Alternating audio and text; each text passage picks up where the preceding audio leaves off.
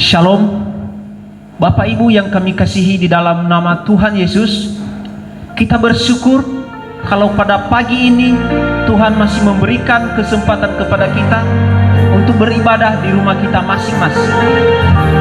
Lewat ibadah ini, mari kita renungkan penyertaan Tuhan yang telah kita alami. Haleluya.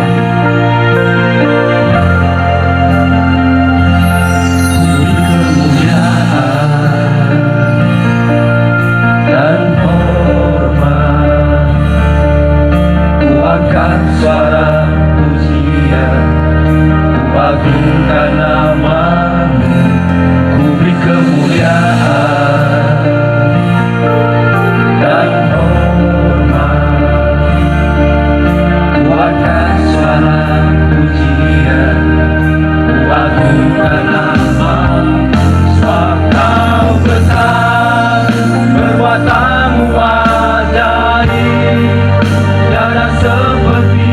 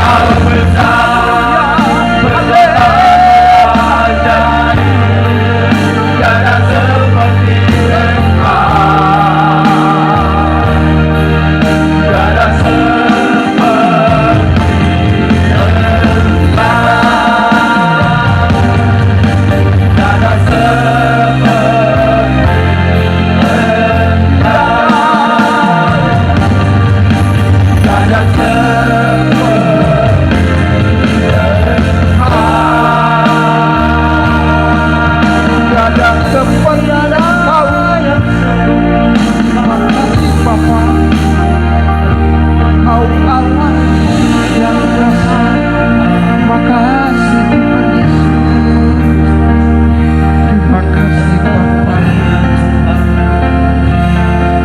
Kami bersyukur dan terima kasih karena tidak ada satu Allah yang bisa disejajarkan dengan Engkau.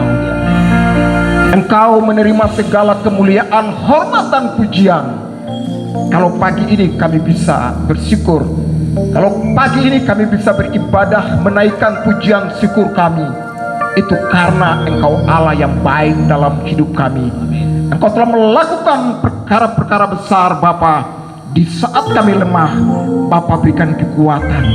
Di saat kami mendapat jalan buntu, Bapalah yang memberikan jalan keluar yang terbaik. Dan saat ini kami datang kepadamu Tuhan. Ibadah ini dari awal pertengahan sampai pada akhirnya, kiranya menjadi dalam nama Bapa, Anak, dan oleh pimpinan penyertaan Roh-Mu yang kudus. Di dalam nama Tuhan Yesus kami berdoa. Amin. Hanya Yesus saja teman setia kita. Sekalipun teman meninggalkan kita, kita tahu Tuhan tidak pernah meninggalkan kita. Yesus satu-satunya kekasih jiwa kita. Haleluya. Yesus kekasih jiwaku, sungguh ku percaya padamu, karena kasih-Mu padaku, Kau tebus dosaku. Dari tepi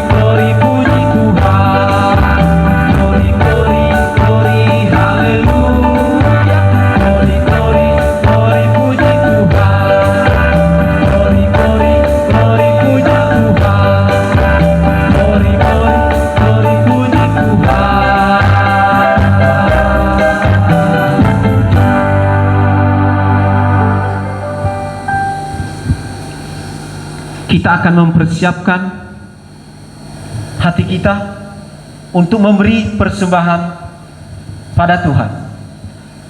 Firman Tuhan berkata dalam 2 Korintus pasal 9 ayat 7, hendaklah masing-masing memberikan menurut kerelaan hatinya, jangan dengan sedih hati atau karena paksaan, sebab Allah mengasihi orang yang memberi dengan sukacita. Kita katakan, kasihnya seperti sungai, di waktu susah mengalir, di waktu senang pun mengalir. Haleluya.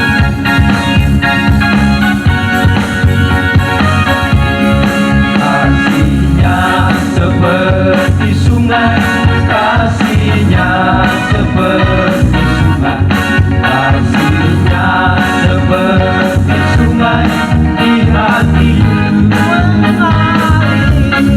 mengalir di waktu susah, mengalir di waktu senang.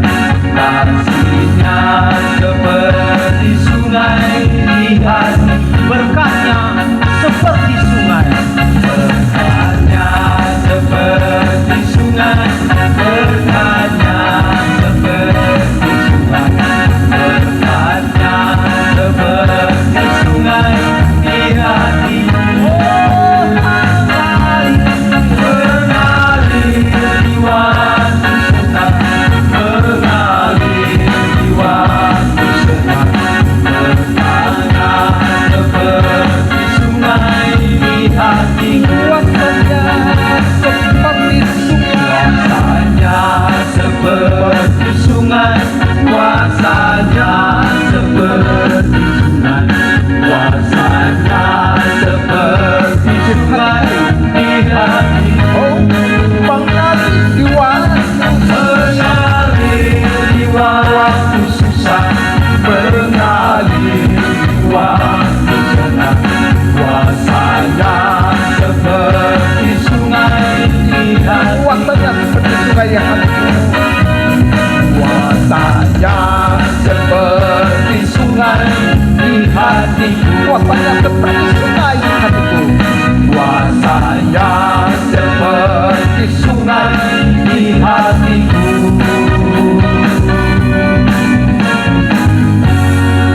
Bapak Ibu yang saya kasih dalam Tuhan Yesus Kristus, kita bersyukur karena berkat Allah yang kami terima, yang kita terima itu sungguh dahsyat dan ajaib. Mari kita tunduk kepala, kita berdoa menyerahkan persembahan yang sudah kita berikan. Bapak, kami bersyukur dan berterima kasih atas kasih-Mu yang tak pernah terbatas dalam hidup kami. Kalau hari ini kami bisa memberi, itu karena kasih-Mu. Memberkati apa yang sudah kami berikan untuk memperluaskan pekerjaan-Mu di tengah-tengah dunia, secara khusus di tempat ini. Berkati dan mencukupi semua usaha, kebutuhan hidup kami. Kami percaya ketika kami hidup dalam firman-Mu, maka berkat itu akan datang kepada kami. Jauhkan dari setiap binatang pelahap yang mencoba menghabisi, menggerogoti apa yang sudah Bapa percayakan kepada kami. Terima kasih banyak Tuhan. Ini seluruh persembahan, ini hidup kami Bapa, hanya di dalam nama Tuhan Yesus kami berdoa. Amin. kita akan mempersiapkan hati kita untuk dilawat oleh firman Tuhan, karena hanya firman-Lah yang bisa mengubahkan hidup kita. Terima kasih Tuhan. Terima kasih Yesus.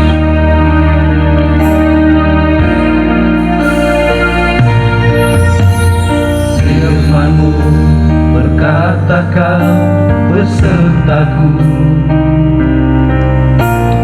maka kuat roh dan jiwaku. Tangan-Mu Tuhan selalu ku nantikan, di setiap langkah ku percaya. Firman-Mu berkata Kau besertaku, maka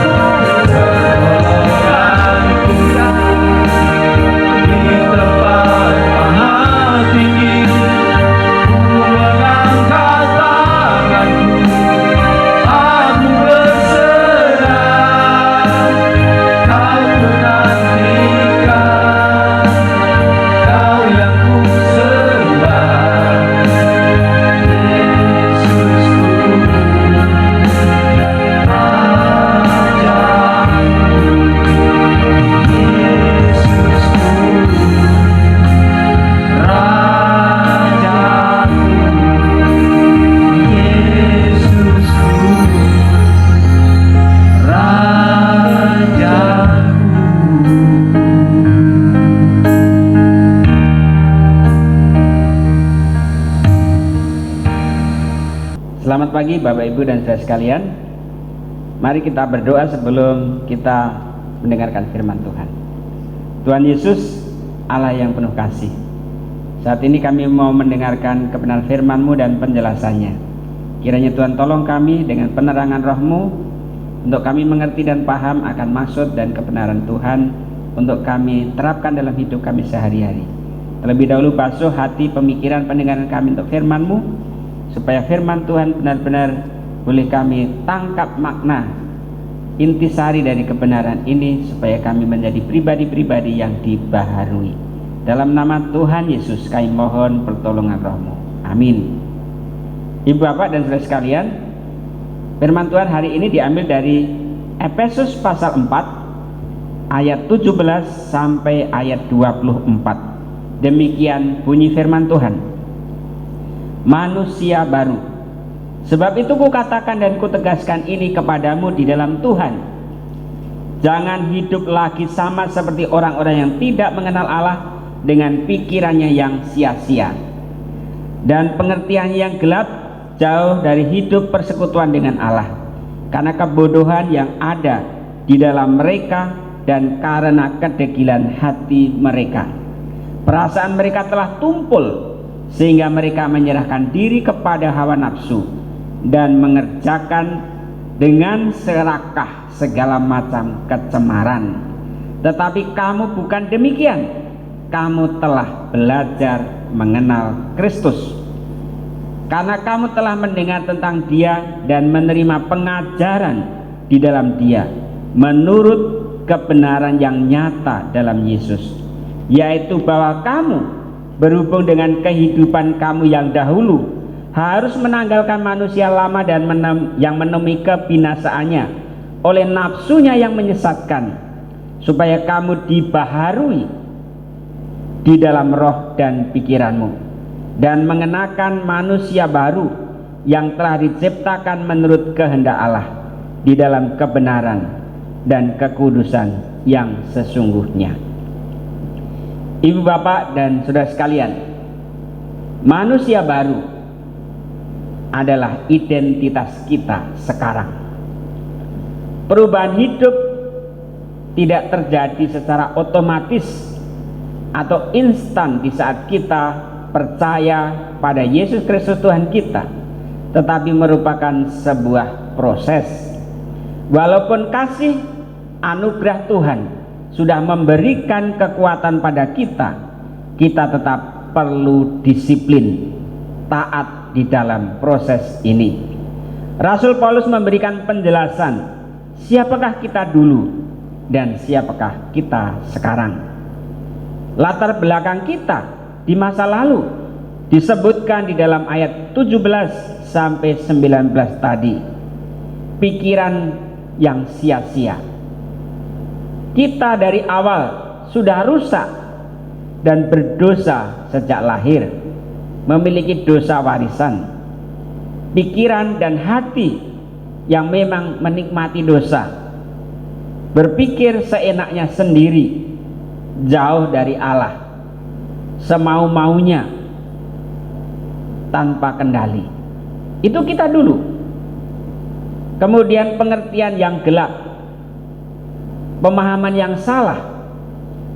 Saat hidup dalam gelap, tidak mungkin bisa memikirkan hal-hal yang terang, tidak mungkin bisa memandang hal-hal yang baik dari sisi Allah. Kita hidup terlalu bebas, gelap, pemahamannya terbatas, pemikirannya terbatas, hanya mengandalkan akaliah saja. Kemudian berikutnya, kita juga memiliki kedegilan hati di kala itu. Istilah ini diambil dari sebuah luka di kulit yang terbuka, lalu ditambal dan ditambal terus sampai akhirnya kebal, tidak sensitif lagi, akhirnya tidak tahu lagi mana yang salah, mana yang benar, tidak bisa memilah dan memilih, semuanya dipukul rata, semuanya dianggap sebagai hal yang baik, padahal jauh dari kebenaran. Latar belakang ini dilihat dari kehidupan jemaat Efesus waktu itu. Dalam Kisah Para Rasul pasal 19, mereka penuh dengan penyembahan berhala dan memuaskan hawa nafsu yang menyesatkan. Mereka akhirnya bertobat, percaya Yesus, dan membakar semua buku-buku dan penyembahan berhala mereka. Tidak lagi mereka berbalik dari kehidupan yang menyesatkan itu, dari kehidupan dalam kegelapan itu, dari kedegilan hati itu, dan kembali kepada Kristus Yesus, percaya kepada Kristus Yesus sebagai Tuhan dan Juru Selamatnya. Dan akhirnya memang jemaat Efesus adalah jemaat bintang, jemaat teladan yang perlu kita teladani kehidupannya pada masa kini. Mereka inilah yang disebut oleh Paulus dalam Efesus pasal 4 ayat 22. Disebutkan di situ ayat 22, yaitu kamu, bahwa kamu berhubung dengan kehidupan kamu yang dahulu harus menanggalkan manusia lama yang menemui kebinasaannya oleh nafsunya yang menyesatkan. Harus menanggalkan manusia lama oleh nafsunya yang menyesatkan itu.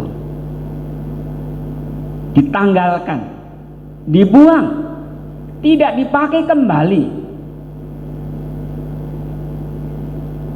Ayah saya kerja di peternakan ayam potong sekitar 20 tahun yang lalu. Ketika pagi mengenakan pakaian kebesarannya di peternakan ayam potong itu, kemudian sepanjang hari nanti sore mau pulang, pakaian itu ditanggalkan, dicantelkan di satu tiang di kandang peternakan ayam itu. Tetapi besoknya lagi pakaian itu dipakai lagi, padahal kotor, bau dengan kotoran ayam potong itu. Yang dimaksudkan menanggalkan manusia lama bukan seperti ayah saya yang mengenakan pakaian di kandang peternakan ayam itu, bukan seperti itu. Tetapi ditanggalkan artinya dibuang, tidak digunakan sama sekali, tidak disentuh lagi, tidak diingat-ingat lagi. Itu yang dimaksudkan. Tidak bersentuhan lagi dengan pakaian lama kita. Itu maksudnya. Harus dibuang. Setelah itu harus mengenakan manusia baru sebagai identitas kita sekarang. Ayat 20 sampai 24 menjelaskan. Pertanyaan di awal, siapakah manusia baru itu? Manusia baru adalah, ayat 20 menjelaskan, belajar mengenal Kristus. Bukan belajar mengenai Kristus, tetapi belajar mengenal Kristus. Tidak gampang. Belajar mengenai Kristus, bisa sekolah sampai profesor doktor, gelarnya bisa berderet. Belajar mengenai Kristus. Kalau masih ada punya waktu dan kesempatan, punya uang, bisa saja. Tetapi belajar mengenal Kristus tidak mudah. Seperti seorang suami belajar mengenal istrinya, atau demikian sebaliknya, seorang istri belajar mengenal suaminya, wataknya, kebiasaannya, seleranya, apa yang disukai, apa yang tidak disukai. Demikian pula kita hendaknya setiap waktu, setiap saat, terus menerus belajar mengenal Kristus secara utuh, sehingga kita memiliki pemahaman yang benar, Siapakah Kristus Yesus itu? Sesungguhnya Yesus Kristus mau kita sebut apa saja tepat. Dia Tuhan, betul. Dia Maha Kuasa, betul. Dia penolong, betul. Tapi pertanyaannya, apakah kita sudah mengenal kuasanya? Apakah kita sudah mengenal dan mengalami pertolongannya? Maha pengampun, benar. Tapi apakah sudah benar-benar merasakan pengampunan daripadanya? Sang pembikin mujizat. Apakah kita merasakan mujizat Tuhan dalam perjalanan hidup kita? Dan sebagainya dan sebagainya. Yesus Tuhan dan Juru Selamat kita, apakah benar sudah menyentuh di relung hati kita? Kita sungguh-sungguh percaya dalam hati dan mengaku dengan mulut kita bahwa Yesus Kristus Tuhan dan Juru Selamat kita secara pribadi. Bukan kata orang, bukan kata Pak Pendeta, tetapi kata pengalaman hidup kita sendiri. Itulah pengenalan dalam berproses. Maka mari kita terus-menerus mengenakan manusia baru sebagai identitas kita, belajar mengenal Kristus terus-menerus.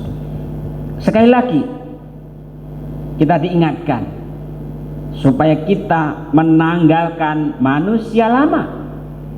Kalau identitas baru kita peroleh, maka manusia lama kita harus kita buang, harus kita tanggalkan, harus kita singkirkan, tidak bersentuhan lagi, supaya kita dibaharui di dalam roh dan pikiran kita.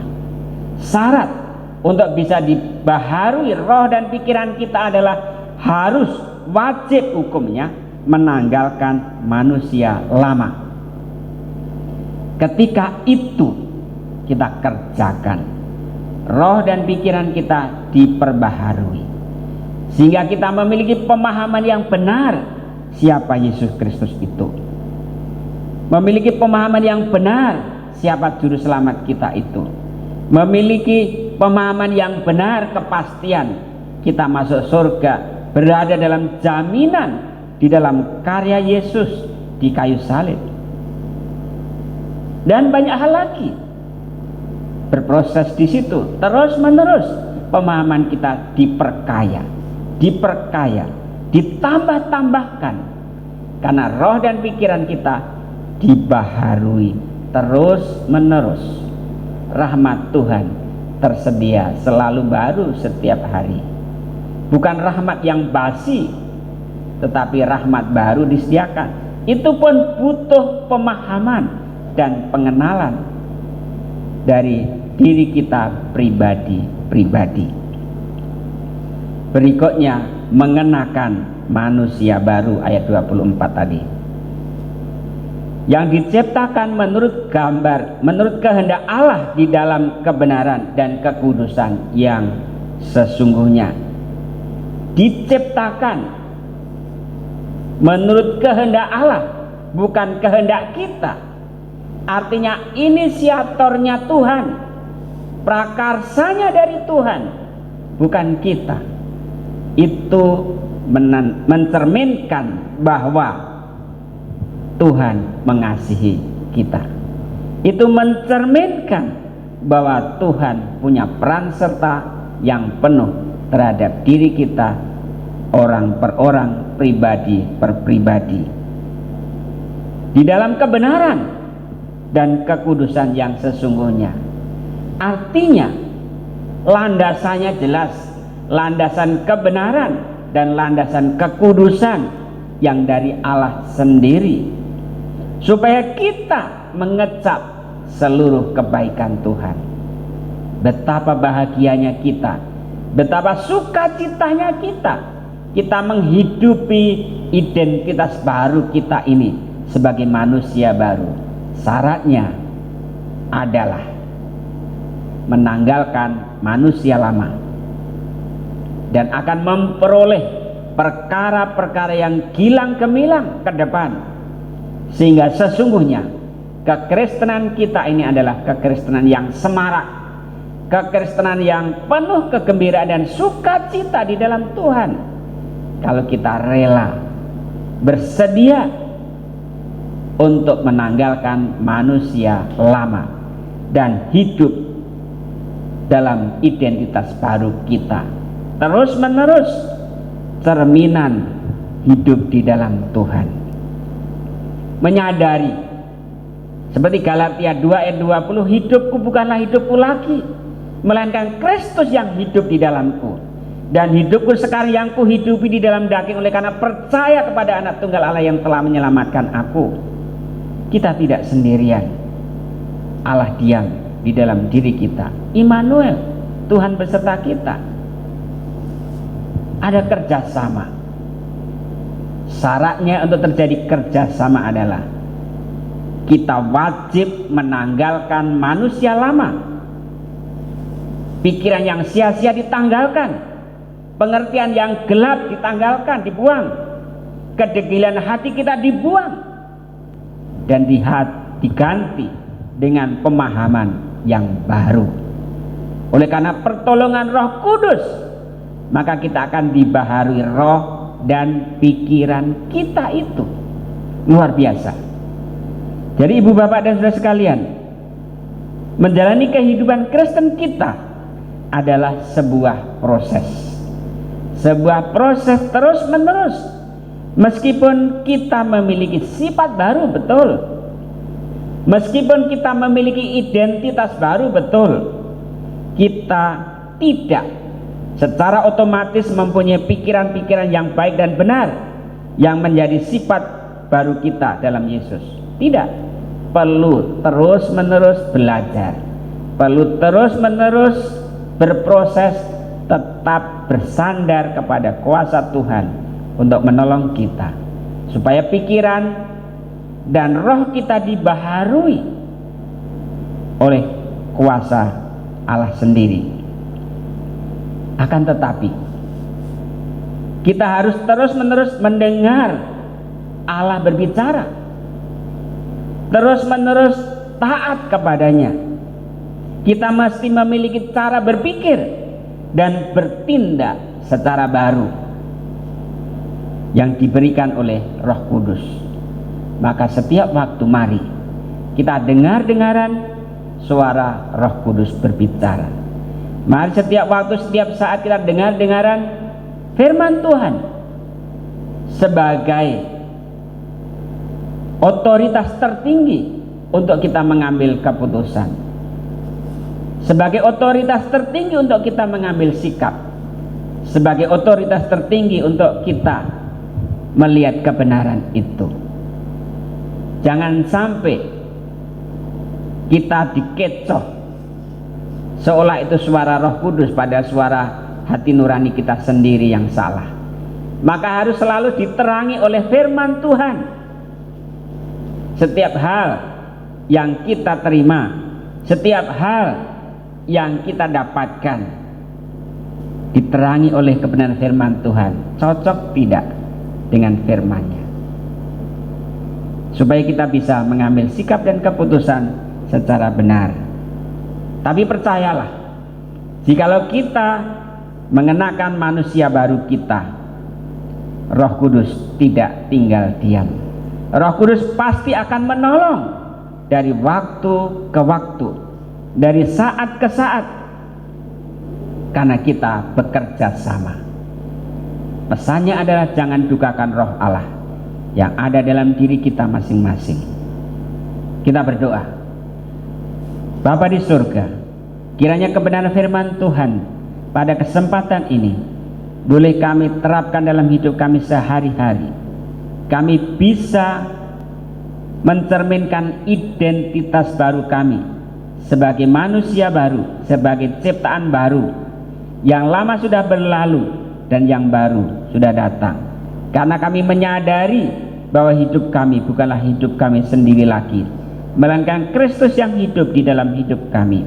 Berkatilah kebenaran firman Tuhan hari ini, supaya sungguh-sungguh bisa terpatri dalam jiwa sanubari kami, untuk kami bisa hidupi dalam kehidupan sehari-hari, menjadi cerminan dalam gaya hidup kami sebagai manusia baru yang dibaca oleh sebanyak mungkin orang. Dalam nama Tuhan Yesus kami berdoa dan memohon kepada Bapa di surga. Amin. Kami percaya Tuhan, kalau Bapak izinkan sesuatu terjadi dalam hidup kami yakin itu yang terbaik. Waktu Tuhan bukanlah waktu kami. Haleluya Bapa.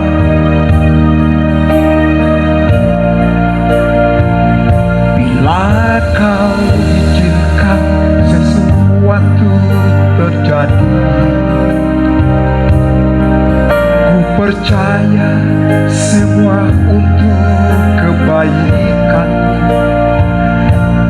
Bila nanti telah tiba waktu, ku percaya kuasa memulihkan hidup. Waktu Tuhan pasti yang terbaik, walau kadang tak mudah dimengerti. Lewati cobaan, ku tetap percaya waktu Tuhan pasti yang terbaik. Bapak, kami percaya bahwa waktu Tuhan itu sangat terbaik dalam hidup kami. Bila Kau izin sesuatu terjadi, Kau percaya semuanya untuk kebaikan. Bila Kau izinkan sesuatu terjadi, ku percaya semua untuk kebaikan. Bila nanti telah tiba waktu, ku percaya kuasa memulihkan waktu Tuhan pasti yang terbaik. Walau kadang tak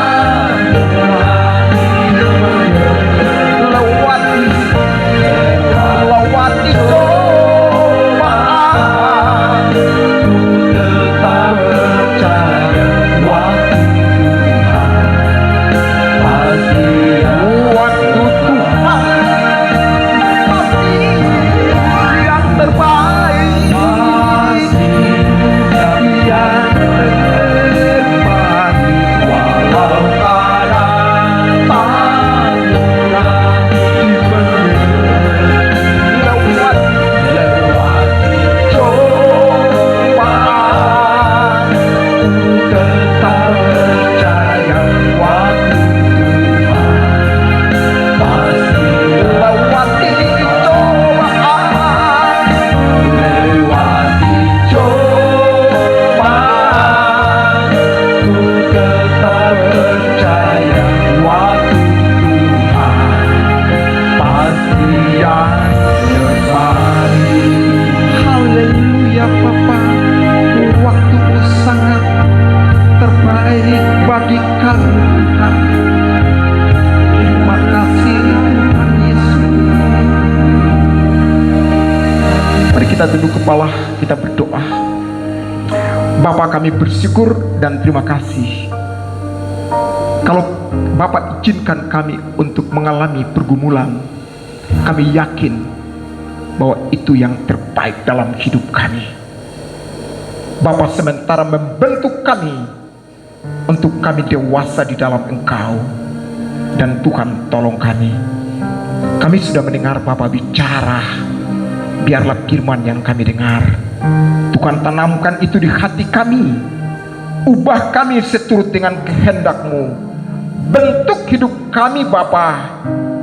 Jadikan kami seluruhan berkat dimanapun kami berada. Hamba berdoa menyerahkan jemaat-Mu dalam tangan Tuhan. Bapa memberkati mereka dalam usaha pekerjaan yang mereka tekuni. Tuhan jaga, Tuhan lindungi mereka. Bagi mereka yang sementara mencari pekerjaan, Bapa berikan yang terbaik bagi mereka.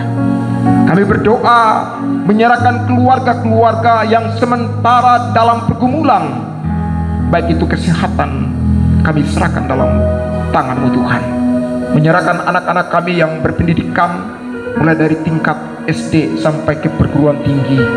Tuhan tolong, Tuhan jaga, Tuhan sertai mereka, pakai mereka menjadi alat dalam tangan-Mu. Kami menyerahkan suasana negara ini ke dalam tangan-Mu. Menyangkut dengan COVID-19, biarlah Tuhan menolong. Bapa, Engkau tolong sehingga kondisi negara ini dapat terjalin dengan baik. Pemerintahan dari pusat sampai ke daerah kami pertaruhkan ke dalam tangan Tuhan.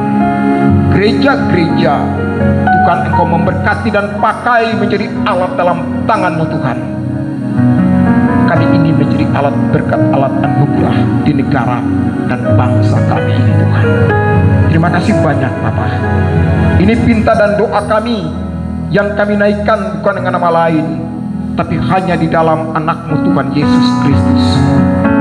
Kami berdoa sebagaimana Bapa ajarkan kepada kami. Bapa kami yang ada di sorga, dikuduskanlah nama-Mu, datanglah kerajaan-Mu, jadilah kehendak-Mu di bumi seperti di sorga. Berilah kami pada hari ini makanan kami yang secukupnya. Ampunilah kami akan kesalahan kami, seperti kami juga mengampuni orang bersalah kepada kami. Dan janganlah membawa kami dalam percobaan, tetapi lepaskanlah kami dari yang jahat. Karena Engkaulah punya kerajaan dan kuasa dan kemuliaan sampai selama-lamanya. Amin. Jemaat yang saya kasih dalam Tuhan Yesus Kristus, kita akan mengakhiri ibadah ini. Saya menjemput jemaat bangkit berdiri. Kita tak perlu takut, karena Allah menjaga, membimbing dan memelihara hidup kita. Tak usah takut,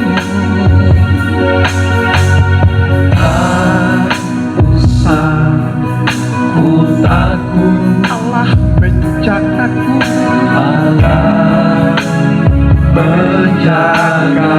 Tak usah ku bimbang, Tak usah ku bimbang. Yesus peliharaku.